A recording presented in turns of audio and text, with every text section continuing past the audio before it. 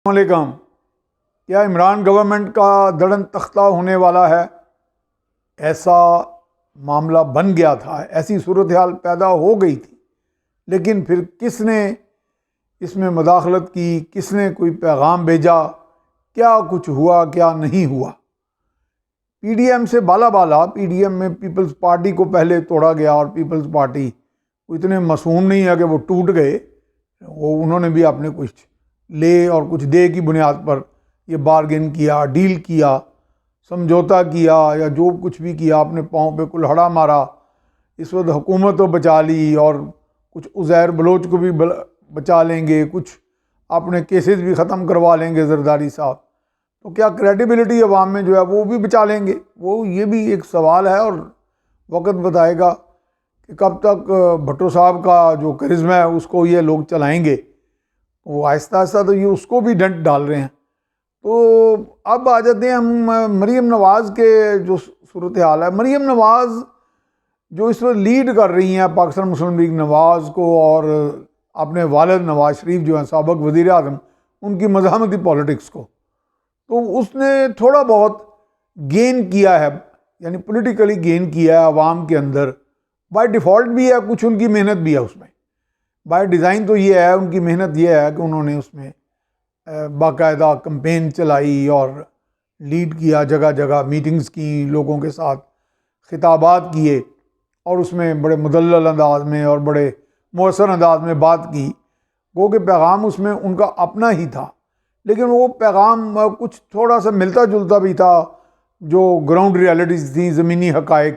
जब वो कहती हैं कि वोट चोरी हुआ तो फिर लोग डस्का के 20 या 23 जो प्रेजाइडिंग अफसरों का गायब हो जाना, लापता हो जाना, और इसका एक तसलसल जो है उसका पस मंज़र सामने रख के सोचते हैं तो वो कहते हैं ऐसा होता रहा है, मैंडेट चोरी होते रहे हैं। और चूँकि ख़ुद वज़ीर-ए-आज़म इमरान खान अपने तल्लुकात का ढंढोरा पीटते हैं कि जी मुक़्तदरा क़ुव्वतों के साथ या अंपायर की उंगली का जिक्र करते थे, तो वो उनका फिर मंत्रा, उनकी जो बात थी वो काफ़ी हद तक लोग बाय करते हैं, मरीम नवाज़ का ये जो मंत्रा है।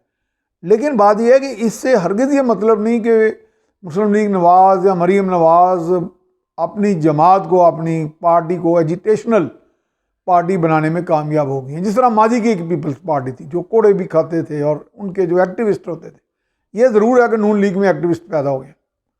अब ये जो मैंने सवाल शुरू में किया कि क्या दड़न तख्ता होने वाला है इमरान गवर्नमेंट का, बिल्कुल ऐसी सूरत हाल करीब करीब पहुंच गई थी वो। और उसकी वजह ये क्या है कि बाय डिफ़ॉल्ट भी है उसमें इमरान गवर्नमेंट की अपनी कोताहियाँ, नालायकियाँ, नाअहलियाँ, यू टर्न्स, और ऐसे ऐसे यू टर्न। अभी एक ही दिन में कितना बड़ा यू टर्न लिया गया जी। भारत के साथ तजारत का फ़ैसला वज़ीर आज़म खुद करते हैं और साथ ही काबीना में एक पैगाम आता है, वो यू टर्न ले लेते हैं और उसको बिल्कुल मुस्तरद कर दिया जाता है, कहा जाता है मुस्तरद कर दिया गया काबीना की तरफ से।